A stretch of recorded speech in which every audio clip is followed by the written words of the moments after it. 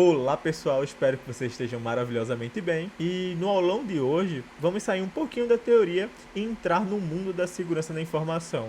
Muitas das vezes, o seu código, ele, por mais simples que seja, ele pode aparentar ser inofensivo. Nele pode ter uma brecha, uma porta aberta para um invasor explorar uma vulnerabilidade. E hoje vamos aprender um pouquinho sobre sistemas operacionais, vamos dominar o Git, o GitHub e o mais importante, tá? Entender na prática como funciona uma vulnerabilidade e injeção de comandos. Mais do que apenas teoria, tá? Vamos construir uma ferramenta e aplicar a correção de uma vulnerabilidade nessa ferramenta e publicar no seu portfólio. Então, no final, você vai ter um projeto sólido para publicar tanto no seu LinkedIn e GitHub. Sem mais delongas, vamos para o vídeo. Antes de mergulharmos na prática, tá? Eu queria me apresentar rapidamente. Meu nome é Lucas Meira e eu sou um profissional formado em análise e desenvolvimento de sistemas pelo IFPE no campus Recife.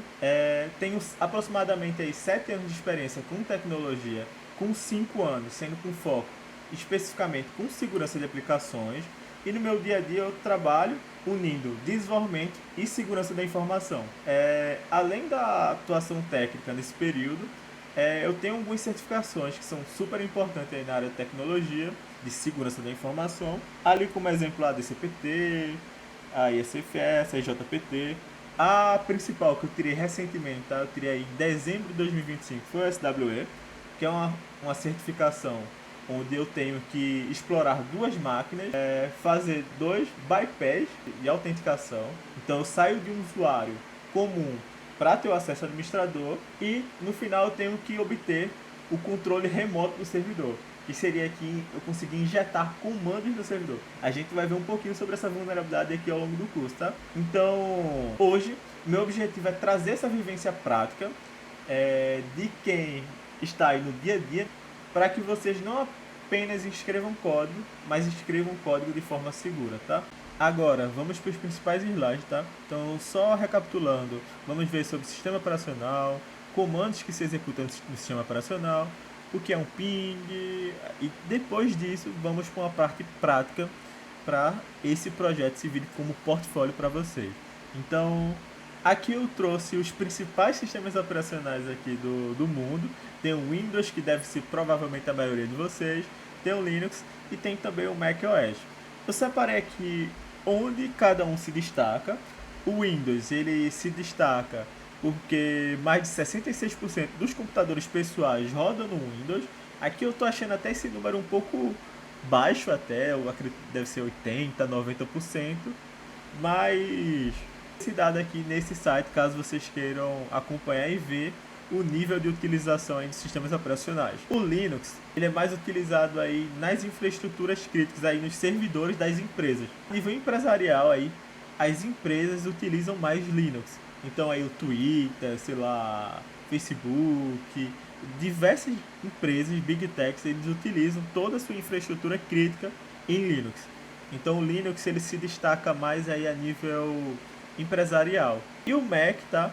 Ele atua como uma área mais de nicho para profissionais mais criativos. Eu acredito que vocês também conhecem, né, que o pessoal, por exemplo, de design, prefere utilizar Mac. Tem ferramentas de áudio, ferramentas de edição de vídeo que rodam melhor no macOS porque os hardwares eles foram feitos, o hardware e o sistema operacional eles têm uma comunicação melhor, tá? Nessa base de aplicativo. Então, profissionais aí como designers e engenheiros de dados utilizam muito o Mac. Comandos aqui no sistema operacional. E aqui, tá pessoal, eu separei a lista dos principais comandos em cada sistema operacional, mas antes de falar sobre eles, eu gostaria de fazer uma pequena explicação. Eu vou até fechar aqui os slides rápido, vou minimizar, voltar aqui o slide. Mas o que eu queria mostrar para vocês, esse daqui, tudo que vocês estão vendo aqui, essa barra aqui de pesquisa, esses ícones, tudo isso se chama interface gráfica do sistema operacional. Então, isso foi feito, foi construído para ficar de forma mais intuitiva o usuário conseguir acessar o sistema operacional. Por exemplo, eu vou abrir aqui aqui o Explorer, ele está aqui na minha segunda monitor, mas por exemplo isso aqui, tá? Eu consigo acessar aqui as pastas, os arquivos do sistema operacional. Tudo isso eu consigo acessar aqui via esse aplicativo aqui. Deixa eu até ver o nome dele aqui, é o explorador de arquivos. Esse aqui já vem nativamente no Windows e ele serve para você conseguir acessar pastas e arquivos de forma fácil. Mas você poderia vir aqui na barra de pesquisa e pesquisar aqui prompt de comando ou terminal. E você conseguia, tá? Eu tô aqui, ó. Minha localização é C/usos, que é o usuário que ele até traduz para você aqui para o português na interface gráfica, mas por debaixo dos panos aqui tá aqui em inglês, por exemplo. Então eu tô aqui em C/user/casa. Então o meu prompt de comando é como se eu estivesse nessa pasta aqui. Então vamos lá para a fila. Tem aqui, ó, no Windows, se você tiver no Windows, para você listar todos os arquivos e pastas, você escreve dir. Então eu vou abrir aqui o terminal e escrever dir. Então aqui, ó, ele está dizendo, ó, aqui em casa você tem aqui bitconfig, irpf, você tem uma pasta aqui chamada contatos, área de trabalho, documentos, downloads. Eu acho que vocês até conhecem, tá, essas pastas. Essas são as pastas que já vêm nativamente quando você cria um usuário no Windows. Então eu posso acessar aqui essa informação aqui. Eu posso acessar tanto via o explorador de arquivos como via terminal, tá? Eu consigo fazer isso.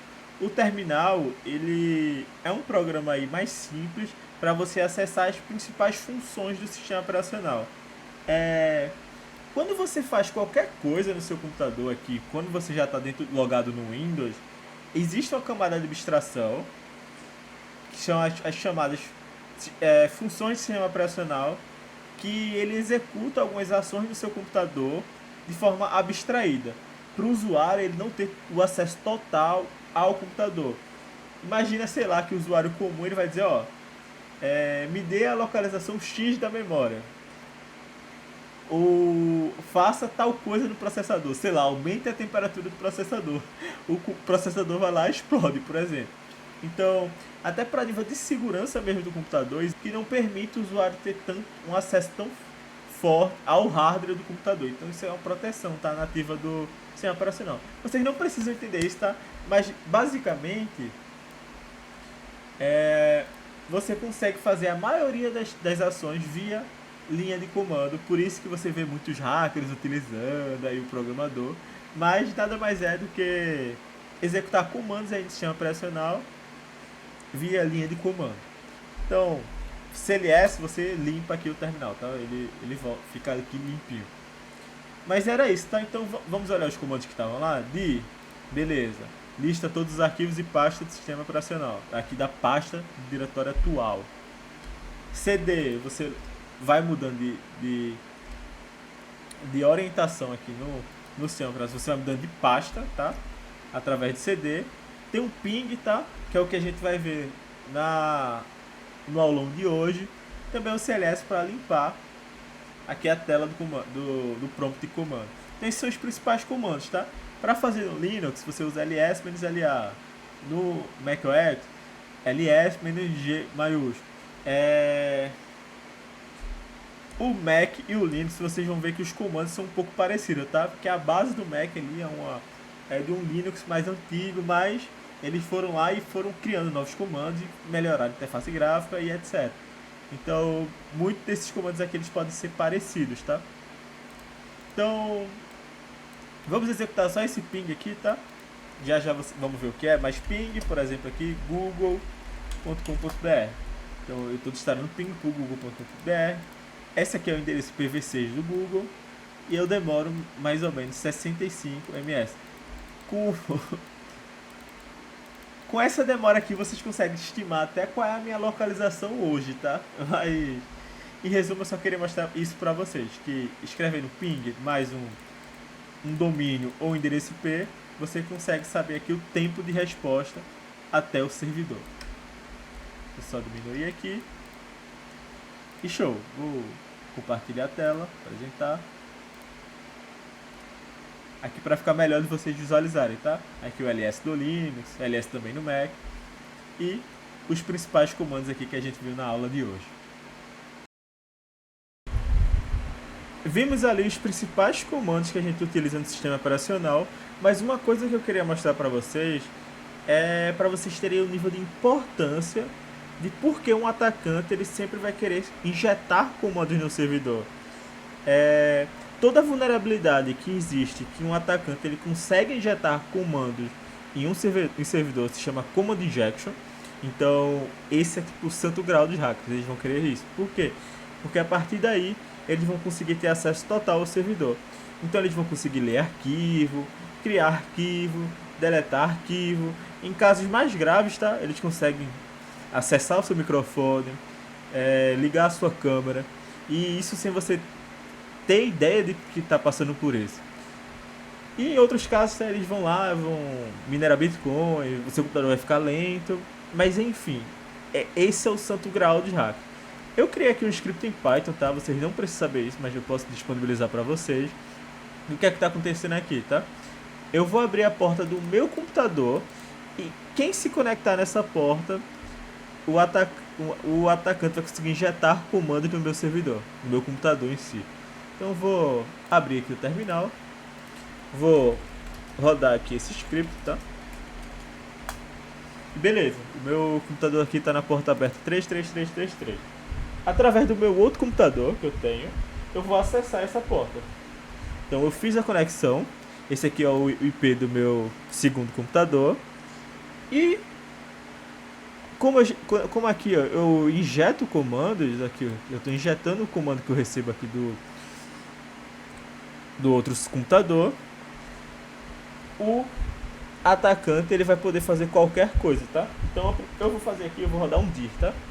Então eu executei um dir aqui, vocês não estão vendo, mas me trouxe aqui que esses arquivos aqui do diretório. E agora eu vou me conectar de novo, tá? E agora eu vou criar um arquivo nesse computador. Então eu vou dar um echo. Alô TXT. Tá vendo? Eu não movi nada meu mouse, não escrevi nada. Não sei se vocês perceberam, mas foi criado aqui um arquivo ó, chamado alô.txt. E esse comando aqui, quem executou foi o outro computador, tá? Então, aqui foi com um texto que eu digitei. Será que vocês acham que o atacante não conseguiu deletar o arquivo? Ele consegue. Então, imaginem, tá? Que o... Ó, deletou aqui o arquivo, tá vendo? O arquivo fechou. Então imagine que o principal objetivo de um hacker, de um atacante, é ter a shell do seu computador. Então muitos antivírus observam esse padrão, tá? De estar passando aí comandos via rede. Os atacantes eles vão bypassar criptografando essa comunicação, entre outras coisas. Mas só para vocês entenderem, tá? O principal objetivo de um hacker é ter acesso ao seu CMD, ao seu shell, tá? Então cuidado, tá, com o que vocês executam no seu terminal. Um amigo, pô, executa esse comando aqui em Python. Acabei de criar um script massa aqui em Python. Testa aí pra mim, roda esse comando, Python, alguma coisa. Tome cuidado, né? Sempre prestem atenção no que está sendo executado. Uma dica, tá, para vocês verem que pode ser algo malicioso, é sempre o import aqui de subprocess, socket, import OS. Essas bibliotecas você tem que ter um maior cuidado, tá? Mas pode ser que não tenha nada no código, você pode ser invadido ainda. Por quê? Cuidado também com as instalações de bibliotecas. Então, você baixa aqui uma biblioteca inocente e importa aqui um malware. Então, tome muito cuidado com o que vocês executam no seu computador, tá? O que vocês baixam de GitHub, etc. Muitas das vezes é o principal caminho, tá? E a gente está vendo agora com esses ataques de supply chain em 2025 que os atacantes se aproveitam muito desse tipo de situação, tá? Então, era mais esse reforço aqui que eu queria dar. Então, vamos para a próxima aula. Antes de falar sobre o ping, tá? Um tema super importante que vocês precisam saber é sobre a tabela NAT. A tabela NAT, ela é uma das explicações, tá? De existir mais computadores do que existindo IPs no mundo. Ah, Lucas, como assim? Ó, é, não sei se vocês lembram, tá? Mas quando eu digitei aqui o ipconfig e mostrei meu IP, vocês não conseguiriam acessar esse IP. Por quê? Como é que acontece? Basicamente, em teoria, o seu roteador aí da sua casa, ele é o único dispositivo na sua rede que existe de fato um IP acessível por uma outra pessoa na internet. Como assim? Eu tô aqui na minha rede de casa. Vamos supor que eu seja essa empresa aqui, tá? Não necessariamente é uma empresa, mas tipo, pode ser aqui uma casa, um condomínio, etc. Então, essa empresa aqui é a minha casa, vamos de exemplo, e eu tenho vários computadores aqui na minha rede. Então, vamos supor que esse aqui seja meu computador, aqui é esse A, e o B aqui seja o meu celular. Então, aqui na minha rede, o meu computador aqui tem um IP 10.1.1.2 e o meu celular tem um IP 10.1.1.3. Esses aqui são meus IPs internos, IP privados. E o que é que acontece? Vamos supor que eu queira falar ali com o Facebook ou com o Google. Para eu me comunicar com o Google, o que é que acontece? Eu escrevo lá google.com.br. Eu mando isso, tá? O meu roteador ele bate no DNS para descobrir o endereço IP do Google. Depois que ele retorna esse endereço IP, o meu roteador vai e faz a requisição ali no endereço IP, tá? É mais ou menos assim que funciona. Então, vamos fazer um exemplo, tá? Não existe assim, ó, eu não instalei um malware, eu não instalei um backdoor nem nada. Não existe como um computador da internet acessar o seu computador diretamente. Ele primeiro vai ter que. Ele só consegue identificar, tá? O IP do seu roteador. Ele só consegue chegar até aqui. O que pode acontecer, tá? O seu roteador ele tem um backdoor. Seu roteador é um antigo. Já vi casos assim. Que através do backdoor no roteador, um atacante aqui, um hacker, consiga acessar aqui a sua rede. E ele vai ter que achar uma outra falha, algum command injection, como a gente tinha visto, no seu computador ou no seu celular. Então, vamos dizer assim que se você não instalar vírus, se você não instalar um programa aí malicioso, é impossível uma pessoa da internet ter acesso ao seu computador. A tabela NAT ela serve justamente para explicar isso, tá? Então, o IP, tá? O IP tem sempre esse formato. Ou três números aqui pode ser um zero, tá? 0, 1, 0. Aqui, é sempre de 0 a 255. Então o IP tem essa estrutura e tem os seguintes blocos que eles são endereços privados, beleza? Então a tabela NAT aqui explica, tá? O porquê existem mais dispositivos, mais computadores do que necessariamente IP, e até hoje a internet não crashou. Por quê? Porque, sei lá, sua operadora tem um IP público, mas e só conta o roteador. Não vai contar tipo, eu vou precisar de um IP para o computador A, eu vou precisar de outro IP para o computador B. Não, você só vai precisar de um IP público para o seu roteador para acessar a internet. Então a tabela NAT ela serve justamente para explicar isso, tá? E no mais, vamos para a próxima aula. Uma das principais ferramentas para você conseguir disponibilizar o seu código para as outras pessoas, deixar público na internet, fazer meio que uma propaganda do seu produto, seria aqui o Git e o GitHub, tá? São duas ferramentas diferentes, tá? Elas se relacionam. O Git é como você faz um controle de versionamento local e o GitHub seria um controle de versionamento na internet e como se fosse uma rede social de desenvolvedores, tá? Essas são as duas principais ferramentas para você conseguir trabalhar e lidar com o código, tá? Fazer um versionamento. Então, um dos principais comandos do Git, tá? É o git init para iniciar um repositório local, git clone para clonar um repositório, git add para adicionar mudanças de stage, git commit para você consolidar essas mudanças no código, e git push, git pull. Eu não vou ensinar para vocês assim num detalhe, tá, como é que funciona isso, do Git, do GitHub, mas eu quero que vocês só decorem esses três principais comandos aqui, tá? Esse aqui é o git add, git commit, git push. No dia a dia vocês vão rodar mais isso, tá? Vocês não vão rodar tanto outros comandos. E uma outra coisa bacana do GitHub, no caso aqui seria, é o README. O que seria o README? O README, ele é meio como se fosse a apresentação do seu projeto, a apresentação do seu código.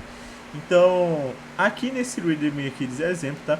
Que é o que eu quero que vocês façam no final, é mostrando como é que funciona aqui, explicando o que é o código. Ó, esse script aqui é inseguro, porque ele é inseguro, ó, porque um atacante ele pode digitar esse código aqui. Então, é importante vocês aprenderem só o que são, mas não necessariamente vocês aprenderem tudo no detalhe, tá? Só para mostrar para vocês um exemplo, tá? Aqui eu tô abrindo o meu GitHub.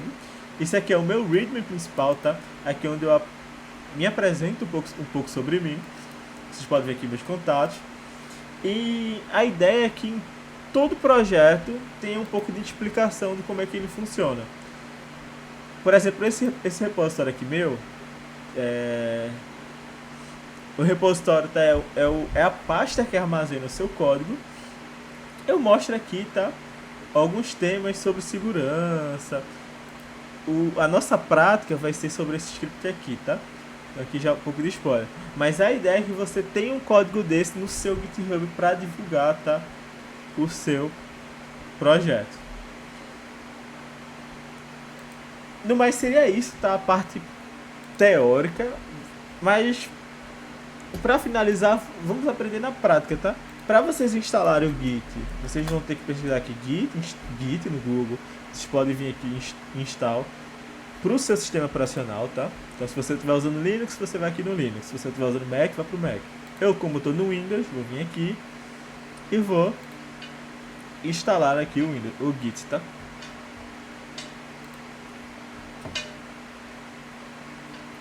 Aparecer sim para você clicar, tá? Depois que você clicou, vai abrir essa tela.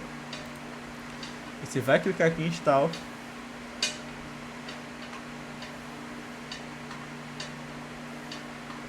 E você vai fazer todo aquele procedimento, tá? De next, para fazer a instalação do GitHub. Do Git, na verdade, para você fazer a instalação do Git.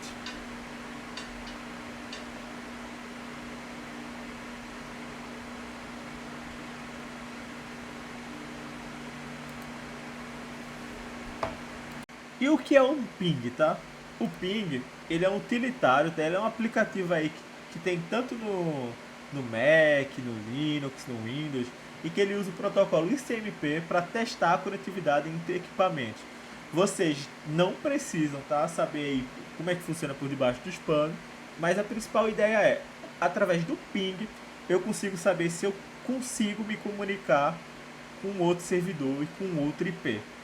Então, por exemplo, se eu der um ping aqui, facebook.com.br, ele me retorna aqui o tempo de resposta até o do meu computador até o Facebook, qual foi o tempo que demorou essa comunicação. Então, podem testar, tá? Isso aqui não faz mal, isso aqui você não hackeia basicamente ninguém com isso, mas você consegue saber, ó, tô com rota até o Facebook aqui, por exemplo. Então, vocês podem brincar e testar para outros IPs, para outros domínios.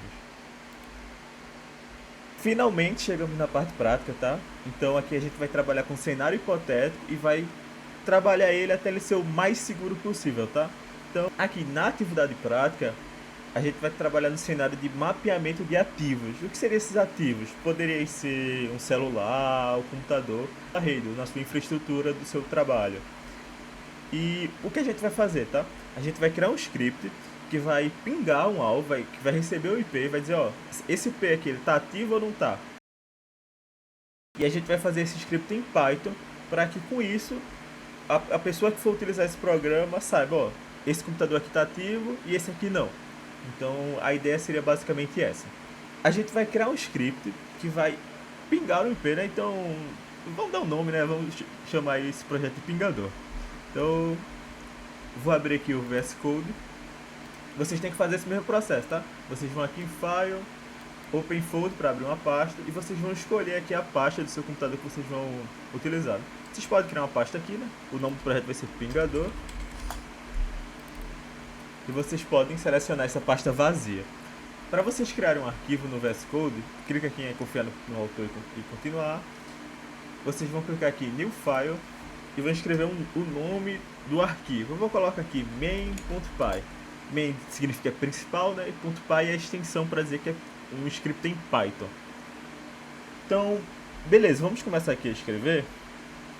E o que a gente precisa fazer? Para pingar um outro servidor, a gente vai ter que importar uma biblioteca que se chama OS, de Sistema Operacional, tá em inglês.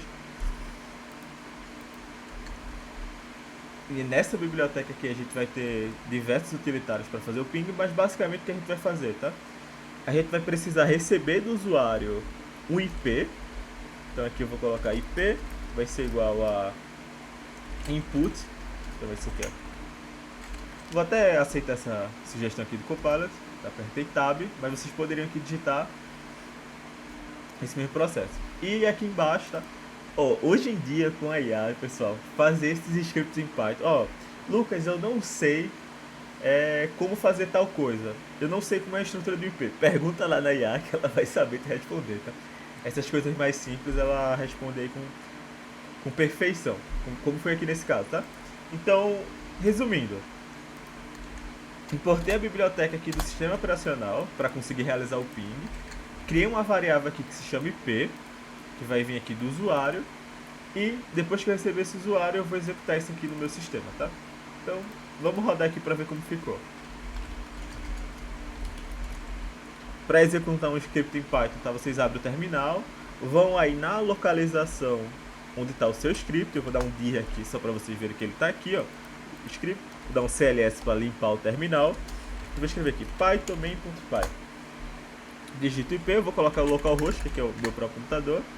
E beleza, vocês estão vendo aqui que executou. Então, com esse resultado aqui, a gente sabe que esse host está ativo. No caso aqui é o meu próprio computador. A gente poderia fazer isso com, sei lá, o google.com.br. E aqui, ó, ele está me retornando o tempo de resposta até o Google. Ah, vou digitar aqui, sei lá, qualquer coisa. E olha, a solicitação do ping não pode encontrar o host de qualquer coisa. Verifique o nome e tente novamente. Significa que eu não tenho rota para acessar esse, entre aspas, né, qualquer coisa. Então, esse host ele não existe, ele não está ativo. Então, com isso a gente já tem um script que informa, ó, esse IP aqui que você digitou, você tem rota para ele ou não. Eu quero mostrar aqui para vocês também, eu não sei se tá, acho que tá legal aqui para vocês verem, mas vou digitar aqui pconfig, tá? Esse aqui é o meu IP aqui na minha rede de casa. Vocês não conseguem acessar esse meu IP aqui por causa da tabela NAT, tem várias explicações. Eu espero que vocês já tenham entendido isso antes, tá? Mas a ideia é, aqui na minha casa existem vários computadores, vários celulares.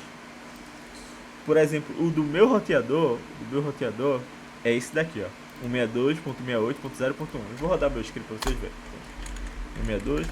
162.0.1. E o tempo de resposta aqui está quase 1 milissegundo, porque o meu roteador está aqui do meu lado, né? Ele está bem próximo. Então, com isso, diz que existe de fato um computador atrelado aqui a esse IP. Então, eu só vou escrever aqui só para vocês verem mais. Eu sei que esse IP aqui está ativo. Para quem não sabe, pessoal, essa hashtag aqui informa que é um comentário, tá? No script em Python. Então, eu digitei aqui um comentário dizendo, ó, esse 162.0.1 está ativo. Então, vou criar aqui, ó, quais são os computadores na minha rede de casa. Eu sei que esse 62.1 aqui está ativo, é o meu roteador. E eu sei também que o 37 é o meu computador. Então, posso digitar aqui, ó, está ativo e é o meu computador. Beleza. E será que existe aí o 162.68.2? Será que ele está ativo? Ó, tá disparando, tá dizendo, ó, inacessível. Ó, então a gente sabe que o 62 não tá acessível.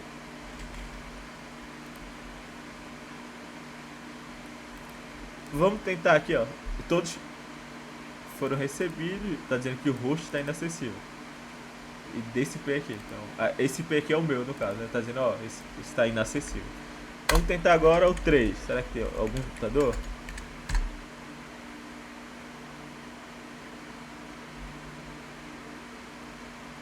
Não tem.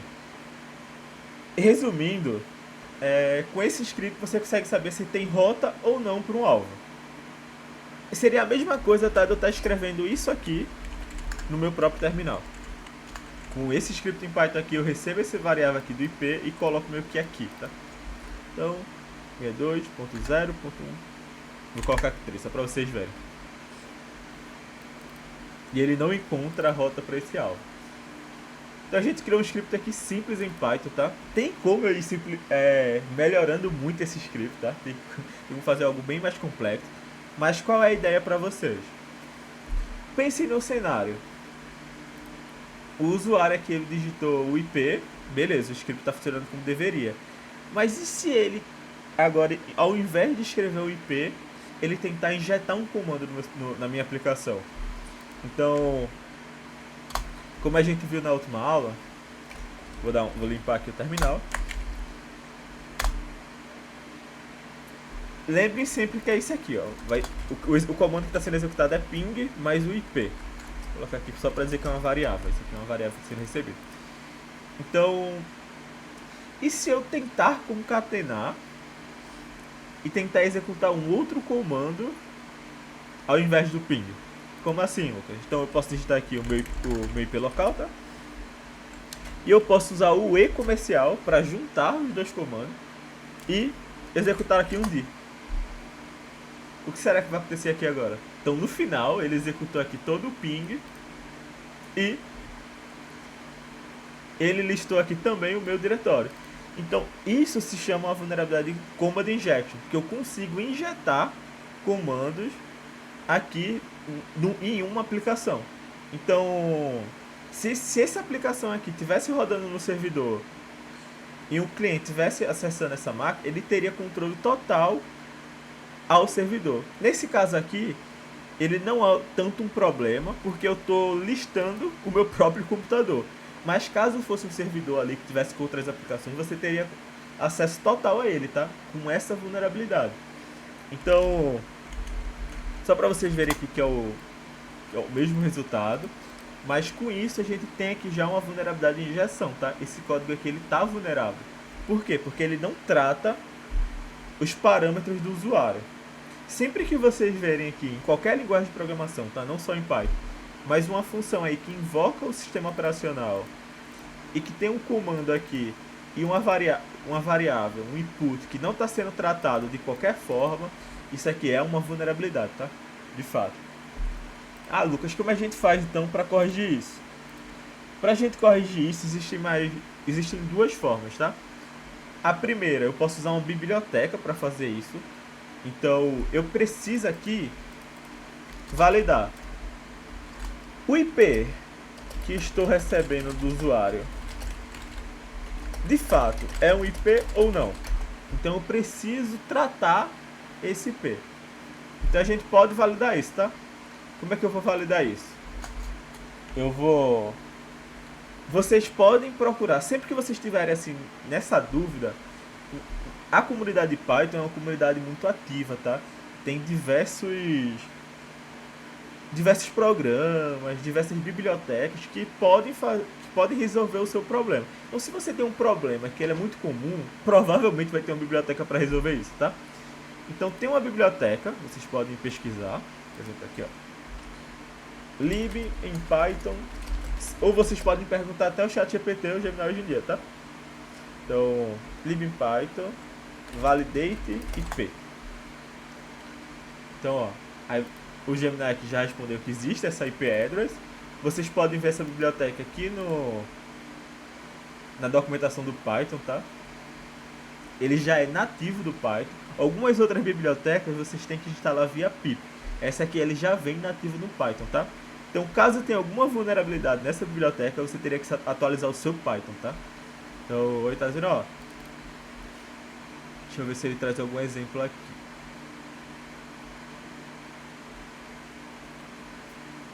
Ele tem um método aqui que retorna se o IP é privado ou não. Por exemplo, esse aqui é um IP privado, tá? Por exemplo, quando eu mostrei aqui meu IP pra vocês, deixa eu colocar aqui ipconfig, vocês não vão conseguir acessar esse IP. Por quê? Porque ele é um IP privado, tá? Então, o seu computador tem que identificar esse IP na sua própria rede de casa. Então, beleza, tá? Eu já tenho aqui separado o método para fazer essa validação. Então, eu vou pegar aqui para vocês e vou mostrar, tá? Então, o que eu vou fazer? Eu vou importar a biblioteca aí que valida o IP, address, ok. Recebo aqui a variável IP e agora eu vou ter que tratar, tá? Então, eu vou escrever aqui ip_address, ip_address, ponto. Ele já está aqui, ó, ip_address.ip. Vamos jogar isso aqui numa variável, tá? Ele já retornou aqui um try, já eu explico isso aqui, tá? Vou dizer aqui, vou chamar aqui de, sei lá, validação.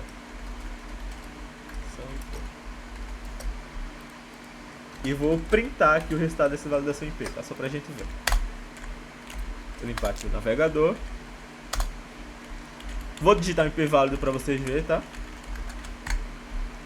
Funcionando tudo normal como deveria ser. E agora eu vou escrever um IP que não é válido.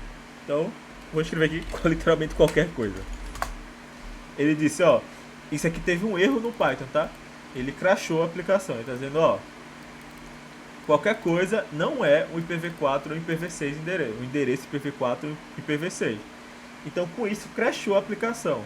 Pra gente evitar que isso aconteça, a gente tem que rodar um try aqui. Então, o try ele vai impedir que a aplicação ela pare de executar através de um erro ali, nesse caso é de valor erro. Então, toda vez que tem um try, tem que ter um except. Nesse caso aqui, que a gente sabe que é o erro aqui, ó, o tipo do erro é valor erro. Com isso, a gente consegue tratar melhor esse erro, tá? Mas, nesse caso aqui, só tem essa exceção. Então, eu vou digitar aqui, ó, IP válido e vou finalizar aqui a aplicação de uma forma mais bonita, tá, para o usuário. Só para vocês verem. Qualquer coisa. A aplicação encerrou, mas não deu aquele log de erro lá absurdo, tá? Ele só disse, ó, IP inválido e saiu. Então eu vou tentar padronizar aqui, vou escrever em português. Digite o endereço de IP.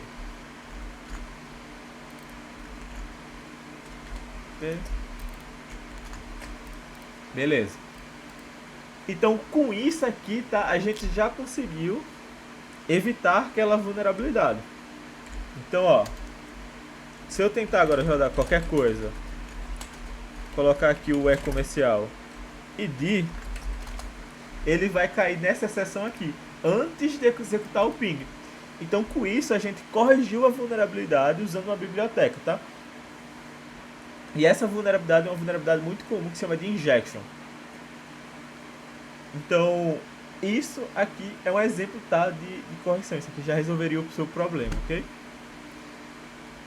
Existe essa forma e existe uma outra forma de fazer essa correção. Como seria a outra forma? Você teria que validar ali, de fato, se é um IP ou não. Como assim? Você teria que criar uma outra função, tá? Vou apagar isso aqui.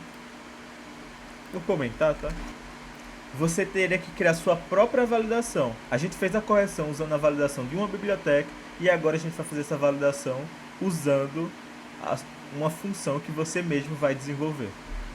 É um IP válido? Então, a gente pega aqui o valor do IP e vai escrever aqui parte. O que é que eu estou fazendo aqui? Eu estou separando o IP de acordo com a quantidade de pontos que existe. Por quê, Lu? Qual é a estrutura de um IP? O IP a gente sabe que ele tem essa seguinte estrutura. Ele tem aqui 3 números, que pode ser aí de que pode ser aqui de 1 até 255, né, no caso. Essa primeira parte. Pode vir aqui de 1 a 225 também, né? E ele tem 4 partes que podem ir de 1 até 225. Então, quando eu uso essa função aqui split, que é nativa do Python, eu divido, tá? Esse aqui já é a correção final. Deixa eu mostrar pra vocês. Deixa eu gerar. E aqui faz a validação dos números. Mas bora ir por partes aqui, tá? Eu poderia usar o debug. Deixa eu ver se eu consigo gerar ele aqui.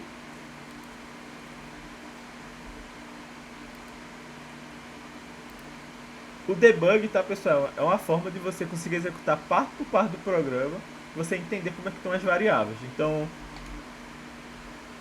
aí ele não executou isso aqui, tá? Porque eu tenho que executar aqui eu tenho que criar, tá? Eu tenho que fazer a validação aqui. Então,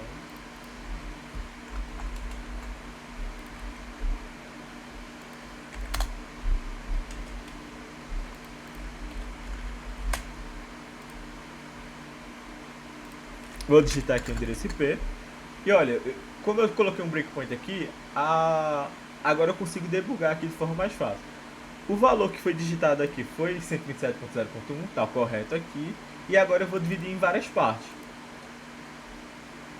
Eu separei aqui, a cada ponto virou uma parte, então 127 é uma parte, ponto 0, parte é outra, ponto 0 é outra parte, ponto 1. Então a gente consegue ver que está separadozinho aqui.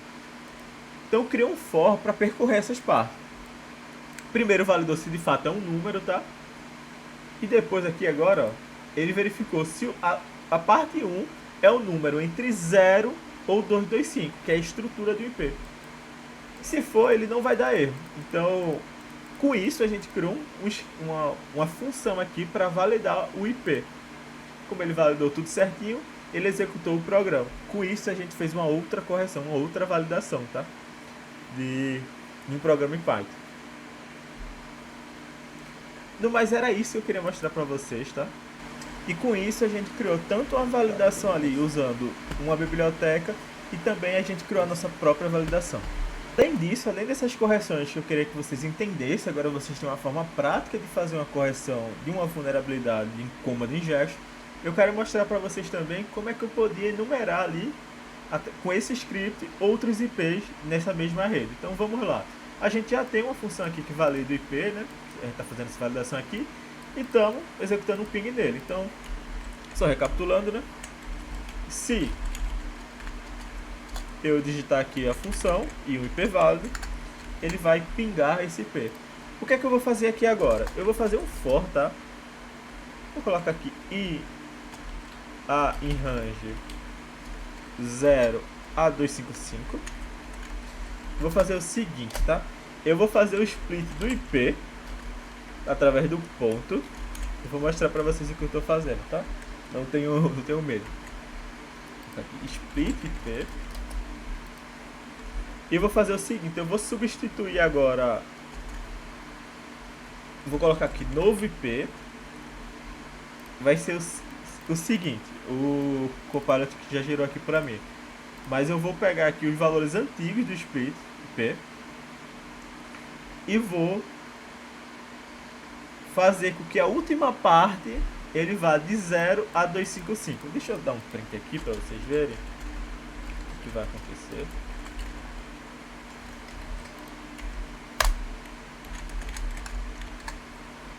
Ele faz o ping aqui no IP que eu digitei, beleza. E com isso aqui eu gerei uma lista de todos os 255 IPs que podem ter nessa minha rede de casa. Vou colocar aqui para 1 e vou colocar aqui para 256. Para aqui pro final aqui ficar 255. Com isso eu gerei IPs válidos que vai daqui do 0 a 255. E com isso agora eu posso jogar esse ping e ver quais são esses IPs válidos na minha própria rede. Então vamos fazer esse teste aqui, tá? Nem lembro mais quanto era, vou colocar um ciclo, vou colocar um aleatório aqui. esse aleatório aqui ele não existe, né? Não... Possa ser que o firewall da rede bloqueie, tá? Ou o próprio computador bloqueie, mas aqui na minha rede não está sendo bloqueado. Então esse P aqui de fato ele não existe.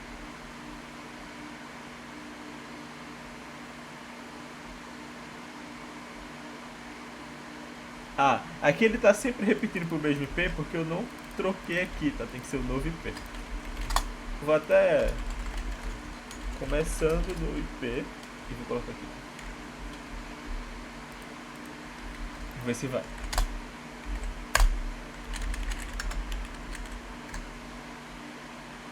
134 parece que também não existe aqui na minha rede.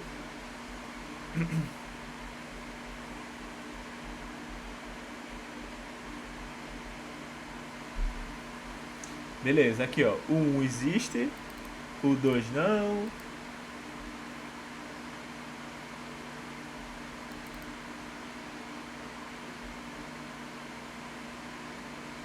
O 3 também não existe.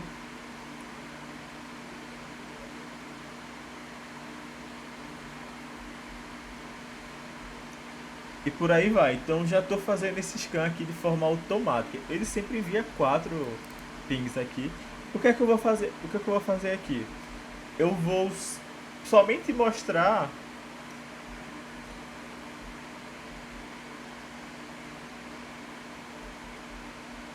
começando ali no IP.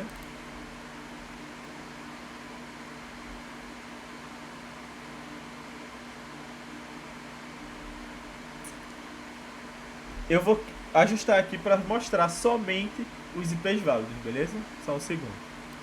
Vou cancelar aqui. Então, uma das formas de a gente deixar o terminal mais limpo, tá? Porque vocês viram antes como é que tava. Ele tava cheio de sujeira, né, no caso. É... Você pode colocar aqui... Fazer um filtro, tá? Usando find. Eu já copiei aqui o comando. Seria esse comando aqui, tá? E aqui a gente pode trazer até o status. Joga ele pra cá. E o que vai acontecer? Se o status for 0, existe o IP. Se o status for 1, não existe o IP. Então, com isso, a gente consegue agora filtrar melhor, tá? Os alvos ativos e não ativos. Então, vou tirar aqui.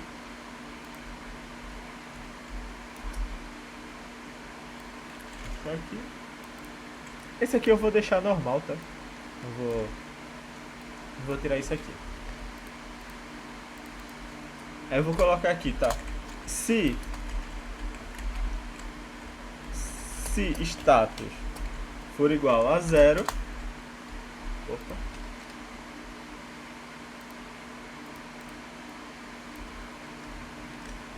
o IP estará ativo. Vamos rodar agora para fazer o teste.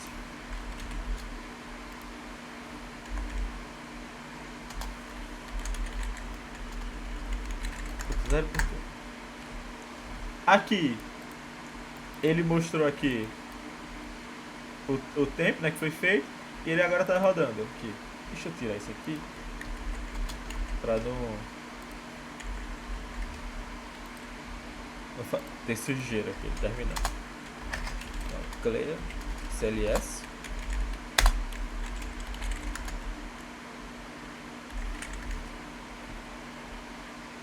Digitei um IP qualquer.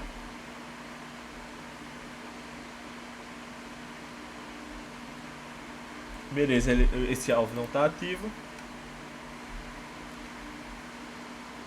Mas beleza, agora estamos no 162.0.1 e esse IP está ativo, é o meu roteador. Ele vai dizer aqui que está ativo.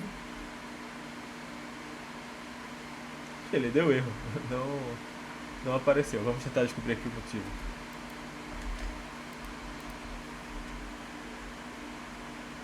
Ah, sim, era aqui no caso.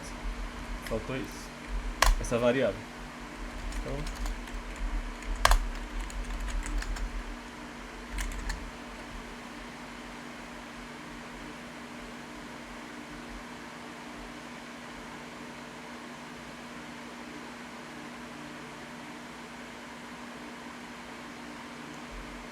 0.1 está ativo. Aí o 62 não vai responder. E aí eu esperaria, tá? Eu vou até pausar aqui a gravação e quando finalizar aqui eu mostro pra vocês, mas demora um pouquinho, tá? Então, vou parar aqui agora e já voltando. Então, voltando, pessoal, tá demorando um pouco mais do que eu esperava, mas resumindo, eu até cancelei aqui e coloquei o menu zoom aqui, N, pra ir mais rápido. E a gente encontrou aqui um 37 que é o meu host ativo, um 54 aqui que era um IP novo, um 65, um 78. Então, isso mostrando pra vocês, essa forma, vários antivírus pegam isso, então não é uma forma tão legal de enumerar uma rede, mas seria um ponto de partida, tá? Para o pentest, ou se você quiser saber aqui quantos computadores existem na sua rede. Então era isso que eu queria compartilhar, espero que vocês tenham gostado, e muito obrigado por assistir até aqui, até a próxima. Valeu! Na próxima aula a gente vai ver como postar isso no GitHub para vocês de uma forma bacana e legal. Valeu, pessoal. Tchau, tchau. Vamos começar aqui a aula sobre GitHub, tá? Para vocês aí que não tem uma conta no GitHub, vocês vão ter que clicar aqui em Sign Up e vocês vão ter que se cadastrar, tá? Então, procedimento padrão de cadastro. Você vai colocar seu e-mail, vai criar uma senha, etc. Eu já vou aqui logar na minha conta, tá? Beleza, estou aqui logado. O que é que vocês vão fazer? Vocês vão criar um novo repositório, tá? Para usar esse projeto, vocês vão escolher aqui o usuário. Como eu faço parte de algumas comunidades, eu tenho que escolher aqui o usuário, vocês não vão ter que fazer isso. Mas a ideia aqui é que vocês escrevam um bom nome de repositório, tá? Então vocês podem colocar aqui Code Security Ping Script. Vocês podem colocar o nome que quiserem aqui, tá? Não tem problema não. Criei o meu aqui, o meu repositório. E uma forma fácil, tá?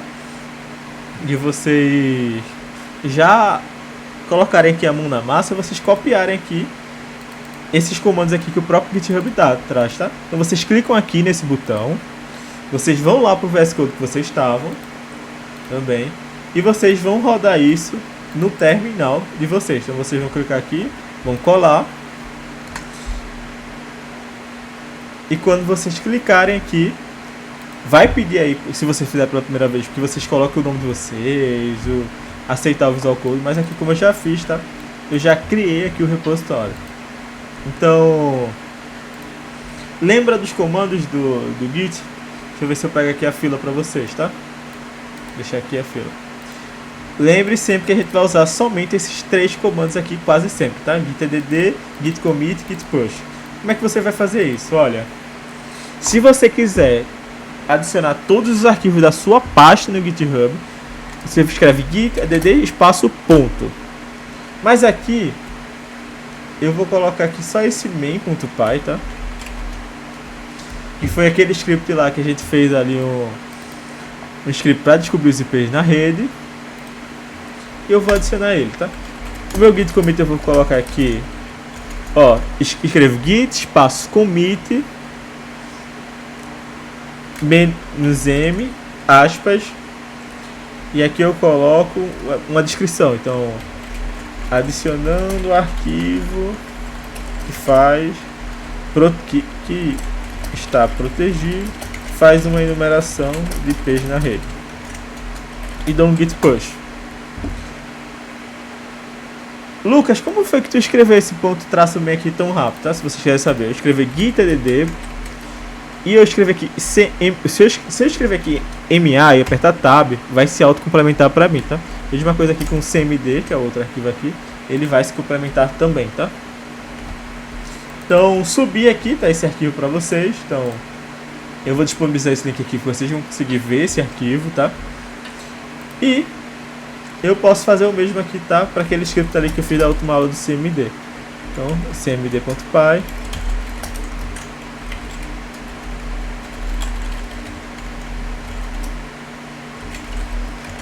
E escrever o git push, já vai ter aqui, tá?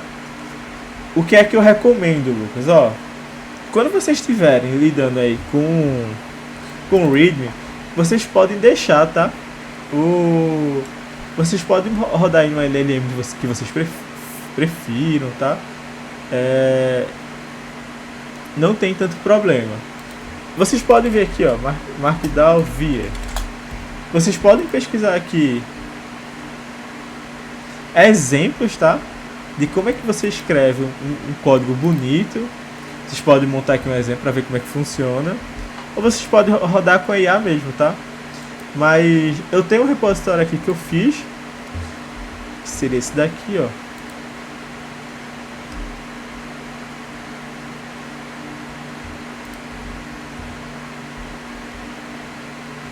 Aqui em Code Review. Eu criei um arquivo aqui, um README, explicando ali como é que vocês podem testar para ver se o código está vulnerável ou não, como fazer a execução. Então,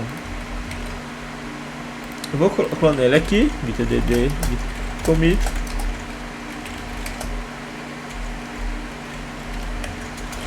git push.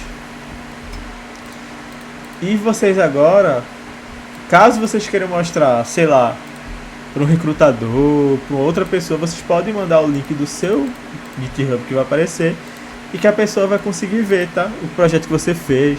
Você tem que saber explicar, ó, esse código aqui era inseguro, porque não houve sanitização aqui no comando. Ele agora ficou seguro, porque houve agora uma sanitização através dessa função, aqui através dessa outra função. Então, é super importante, tá, que vocês desenvolvam, criem prática de projetos e que você saiba explicar por que você fez um código seguro dessa forma e de outra, tá? Então, era mais ou menos isso que eu queria mostrar para vocês, tá? Eu vou deixar aí no link os principais códigos, mas a ideia era que vocês, ao final desse aulão, né, ao final dessas 1 hora, vocês conseguissem entender aqui o porquê a gente fez tal coisa, como desenvolver de forma segura, entre outras coisas. Então, obrigado pessoal e até uma próxima. Valeu, tchau, tchau.